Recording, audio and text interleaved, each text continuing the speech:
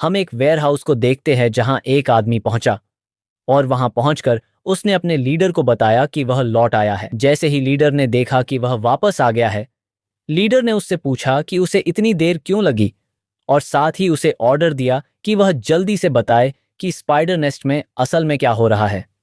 यह आदमी हुड पहने हुए था, उसके बाल हरे रंग के थे और वह काफी डरा हुआ था। उसने अपने लीडर को बताया कि स्पाइडर नेस्ट को किसी रहस्यमय और अज्ञात व्यक्ति ने पूरी तरह से नष्ट कर दिया है। इतनी जबरदस्त तबाही मचाई गई कि एक भी मॉन्स्टर जीवित नहीं बचा। उसका लीडर, जो एक लंबा आदमी था और बालों में चोटियां थीं, यह सुनकर विश्वास नहीं कर सका। उसने अपने साथी की ओर सिर घुमाया और हैरान होकर पूछा कि क्या यह कोई मजाक है। उसे विश्वास नहीं हो रहा था कि किसी ने स्पाइडर नेस्ट को पूरी तरह से नष्ट कर दिया है। उनके पास खड़ा एक और आदमी यह सुनकर चौंक गया। हरे बालों वाला आदमी उनके पास आया और गंभीरता से कहा कि यह सच है। साथ ही कहा कि मॉन्स्टर्स का शहर खंडहर में तब्दील हो गया है। यह सुनकर उनका लीडर सोचने लगा और उसे विश्वास नहीं हो रहा था कि स्पाइडर नेस्ट राख में बदल चुका है। यह सुनना उसके लिए बहुत डरावना था। पहले तो उसने सोचा कि शायद इसके पीछे नाइट वॉच का कोई सदस्य हो सकता है, लेकिन बाद में उसने इस विचार को खारिज कर दिया क्योंकि यह नाइट वॉच का तरीका नहीं था। उसने कंक्लूजन निकाला कि इसके पीछे कोई हिडन फैमिली या कोई ताकतवर हमला करने वाला ग्रुप हो सकता है। उसने फैसला किया कि अब उनके लिए पीछे हटना ही बेहतर है। उनके लिए यह शर्म की बात थी क्योंकि उन्हें वुल्फ स्पाइडर के जर से एक बोतल भरने का मिशन सौंपा गया था। अब जब वे असफल हो गए थे तो उसने तय किया कि वापसी के रास्ते में वे कुछ बदकिस्मत लोगों को लूट कर नुकसान की भरपाई करेंगे। यह सुनकर उसके पास खड़ा आदमी घबरा गया। जब वे बात कर रहे थे तभी किसी ने सुनसान गोदाम का दरवाजा खोला। दरवाजा खुलने की आवाज सुनते ही तीनों ने सिर घुमा लिया और हरे बालों वाले आदमी ने बाकी दोनों को बताया कि कोई अनचाहा मेहमान आ गया है। यह सुनकर वे सोचने लगे कि यह कौन हो सकता है। एक आदमी ने दरवाजे पर हाथ रखा, धीरे धीरे दरवाजा खोला और कहा कि उसने आखिरकार दूसरे अवेकनर्स को ढूंढ लिया है। यह सुनकर लीडर ने उससे पूछा कि वह कौन है। वह व्यक्ति जोंग था। वह गोदाम में दाखिल हुआ, उनकी ओर बढ़ा और शांत स्वर में उनसे कहा कि घबराएं नहीं, वह सिर्फ यहां लेवल अप करने आया है। उसने यह भी कहा कि वह उनके साथ कुछ खाना एक्सचेंज करने आया है। यह सुनकर उनका लीडर राहत महसूस करने लगा क्योंकि जोंग अकेला आया था। उसने उसकी आंखों में देखा और मुस्कुराते हुए खाने का एक्सचेंज करने के लिए हामी भर दी। साथ ही कहा कि विल्डरनेस में खाना सस्ता नहीं होता। यह कहकर उसने जोंग से पूछा कि वह किस चीज का एक्सचेंज करना चाहता है। उसके पास खड़े आदमी के चेहरे का भाव अचानक बदल गया। उसने आक्रामक मुद्रा अपना ली और जोंग को घूरने लगा। जोंग नेता के पास गया, उसकी आंखों में देखा और मुस्कुराते हुए कहा कि चिंता न करें, उसके पास एक्सचेंज करने के लिए बहुत अच्छी चीजें हैं। यह सुनकर उस आदमी का चेहरा फिर बदल गया। वह जोंग को देखने लगा और मुस्कुराने लगा। साथ ही यह जानने की जिज्ञासा भी हुई कि वह क्या एक्सचेंज करना चाहता है। लीडर ने जोंग को आदेश दिया कि वह अपनी चीजें दिखाए। उसी समय दोनों आदमी जोंग के चारों ओर आ गए और मुस्कुराते हुए अपनी तलवारें निकालने लगे। जोंग ने हल्के से सिर उनकी ओर घुमाया और मुस्कुराने लगा। उसे शुरुआत से ही पता था कि वह उन पर भरोसा नहीं कर सकता, इसलिए बिना सोचे समझे उसने अंगूठी सक्रिय की और हाथ उनकी ओर बढ़ा दिया। पल भर में ही कई मकड़ियां अंगूठी से बाहर आ गईं और तीखी नजरों से उन पुरुषों को देखने लगीं। जोंग ने उनकी ओर पीठ घुमाई और मजाकिया आवाज में पूछा कि क्या उसके प्रोडक्ट्स अच्छे हैं। मकड़ियों को देखकर दोनों ने घबराते हुए अपनी तलवारें फिर म्यान में डाल लीं, कुछ कदम पीछे हटे और सतर्क हो गए। वे जानते थे कि ये वुल्फ स्पाइडर हैं। वे सोचने लगे कि क्या ये मकड़ियां स्पाइडर नेस्ट के साथ नष्ट नहीं हुई थीं। यह सोचकर वे यह भी सोचने लगे कि कहीं जोंग ही वह व्यक्ति तो नहीं जिसने सारी मकड़ियों को मार डाला। इस समय जोंग चेन का लेवल 17 था। उसने हल्के से सिर घुमाया, उनकी ओर देखा और मुस्कुराते हुए भारी दबाव के साथ कहा कि वे यह न सोचें कि उसे उनकी मंशा का पता नहीं है। यह कहने के बाद जोंग एक पत्थर पर बैठ गया, सिर उनकी ओर घुमाया और शांत आवाज में बताया कि वह अब बहुत गुस्से में है, इसलिए उसने उन्हें सलाह दी कि वे अपने हथियार उठाएं और यहां से तुरंत भाग जाएं। यह सुनते ही तीनों ने अपना सामान उठाया, जोंग की ओर पीठ की और भागते हुए माफी मांगते हुए बोले कि वे तुरंत जा रहे हैं। कुछ मिनट बाद जब वे लोग गोदाम से भाग चुके थे, जोंग ने अपना हाथ साइड में बढ़ाया और लिटिल नाइन का जहरीला धुआं छोड़ दिया। उसने कीड़ों को बाहर आने का आदेश दिया। जैसे ही जोंग चट्टान पर बैठा था, उसका एक हाथ उसके घुटने पर टिका हुआ था। उसने ऊपर हाथ बढ़ाकर जहरीली धुंध का इस्तेमाल किया और 2 इंसेक्ट बाहर निकल दिए। वे उसके चारों ओर उड़ने लगे और जोंग की पहरेदारी करने लगे। जोंग ने वह सूप पीना शुरू किया जो आदमी छोड़ गए थे। उसे भूख लग रही थी और वह सोचने लगा कि जब उसने पहली बार लिटिल नाइन को मिला था तब उसे यह सब पहले ही समझ जाना चाहिए था। उसे उम्मीद नहीं थी कि इंसेक्ट का रिप्रोडक्शन करने के ऐसे दुष्प्रभाव होंगे। सूप पीते समय एक सिस्टम विंड आया और जोंग का डिवोरिंग वैल्यू बढ़ गया। अब उसके पास 10 लाख में से 2768 पॉइंट्स थे। सिस्टम ने उसे सलाह दी कि वह जितनी जल्दी हो सके वैल्यू बढ़ाए। शुरू में उसने सोचा था कि कीड़ों के झुंड के दोगुना होने के बाद डिवोरिंग वैल्यू जल्दी बढ़ेगी, लेकिन उसे उम्मीद नहीं थी कि अगली बार रिप्रोडक्शन के समय डिवोरिंग वैल्यू भी दोगुनी हो जाएगी। इससे जोंग के लिए चीजें काफी जटिल हो गईं, क्योंकि अब किसी बॉस द्वारा दी जाने वाली डिवोरिंग वैल्यू दोगुना हो जाएगी। एक बूंद के समान थी।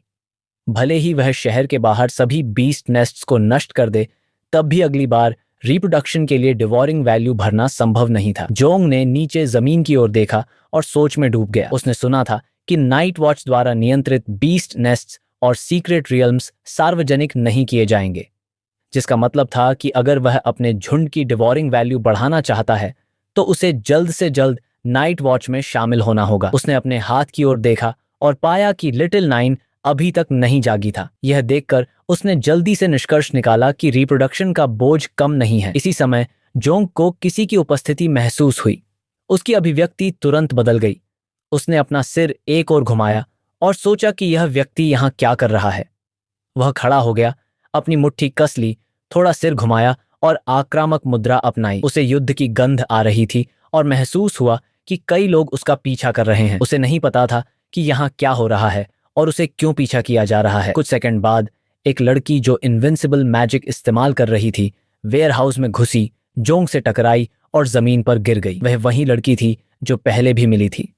उसने एक हाथ से खुद को जमीन पर संभाला और दूसरे हाथ से सिर पकड़ लिया, क्योंकि उसे चोट लगी थी। जोंग ने उसकी तरफ देखा और हैरान होकर सोचा कि वह फिर से उससे क्यों मिल गया।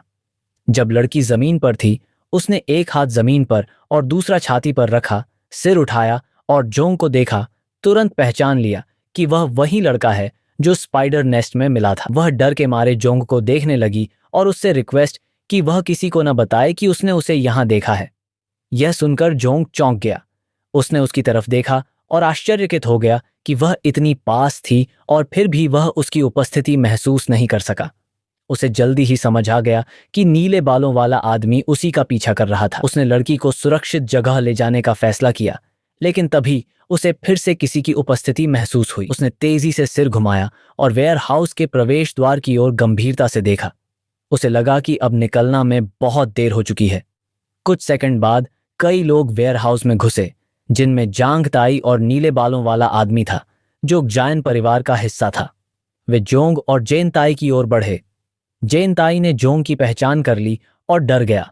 उसने अपने लीडर को बताया कि यह वही व्यक्ति है जिससे वे पहले मिले थे। नीले बालों वाले आदमी ने अपनी जेब में हाथ डाला, जोंग को घूरने लगा और मुस्कुराते हुए अपने साथी की तारीफ की।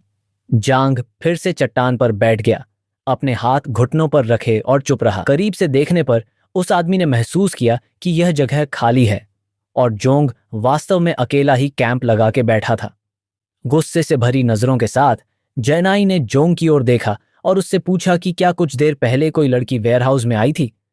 उसने आदेश दिया कि तुरंत जवाब दो, वरना इस बार वह उसे मार डालेगा। नीले बालों वाले आदमी ने जोंग की ओर देखा, जेनाई के सामने हाथ रखा और मुस्कुराते हुए उसे रुकने को कहा। वह जोंग के पास आया, चट्टान पर उसके सामने बैठ गया। उसे पता था कि जोंग स्पिरिचुअल मास्टर क्लास से है।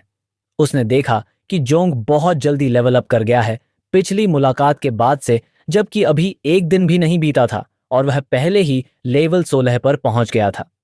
वह आदमी जोंग में और भी ज्यादा रुचि लेने लगा। उसने इस विषय को फिलहाल छोड़ने का फैसला किया और बताया कि अब उसके पास कुछ जरूरी काम है। जब वह चट्टान पर बैठा था, जोंग बस चुपचाप बैठा रहा। जब वह चट्टान पर बैठा, उसने अपनी तलवार निकाली और जोंग की तरफ पॉइंट आउट करते हुए गंभीरता से पूछा कि क्या उसने यहाँ आसपास काले बालों वाली कोई लड़की देखी है। उसके साथ ही पास आकर उसके पीछे खड़े हो गए और चुपचाप खड़े रहे। जोंग शांत रहा और उस आदमी की आंखों में देखने लगा। उसने तेजी से निष्कर्ष निकाला कि उसके शरीर से निकलने वाली ऊर्जा के आधार पर उसका लेवल बहुत ऊंचा था, 30 से भी अधिक। यह देखकर कि वह उसकी क्लास और स्तर सटीकता से पहचान सकता है, जोंग ने सोचा कि इस आदमी के पास कोई डिटेक्शन डिवाइस होगा। जांग ने सिर एक तरफ घुमाया, वेयरहाउस के पिछले दरवाजे की ओर इशारा किया और उस आदमी को बताया कि उसने अभी अभी किसी की शैडो वहां जाते देखी है। उसने यह भी जोड़ा कि चूंकि वह परसेप्टिव क्लास का नहीं है, इसलिए उसे यकीन नहीं कि वह व्यक्ति वही है जिसे वे ढूंढ रहे हैं। यह सुनकर वह आदमी खड़ा हुआ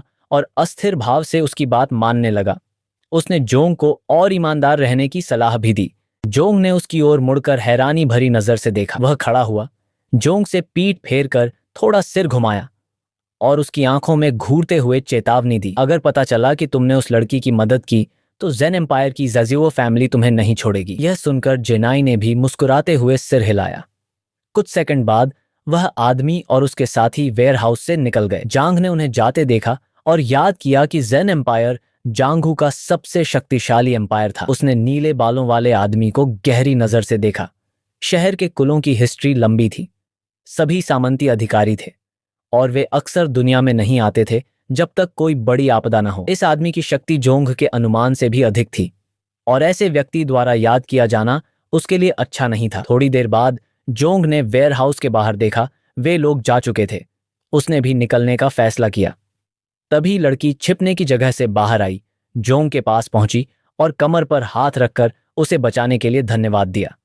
जांग खड़ा हुआ, उसकी ओर मुड़ा और चुपचाप उसका हाथ पकड़ लिया। लड़की घबरा गई और सोचने लगी कि वह क्या करने वाला है। जोंग ने उसकी आंखों में घूरते हुए गुस्से से कहा, तुमने पिछली बार की तरह मुझे फिर बेवकूफ बनाने की कोशिश की।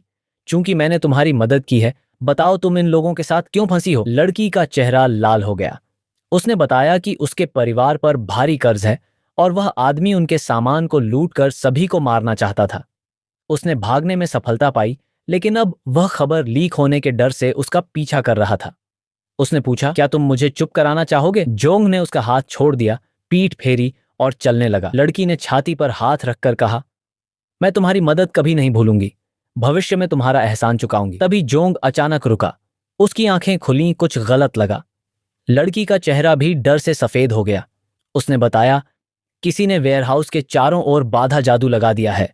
बाहर खड़े व्यक्ति ने आदेश दिया, बाहर आओ। जोंग ने प्रवेश द्वार की ओर देखा, अब भागना असंभव था। उसने कीट धारणा सक्रिय की और पाया कि वे चारों ओर से घिर चुके हैं। गंभीर मुद्रा में उसने प्रवेश द्वार की ओर देखा, लड़ाई तय थी। कुछ सेकंड बाद नीले बालों वाला आदमी और उसके साथी वापस आए। उनकी हत्या की ऊर्जा प्रचंड थी।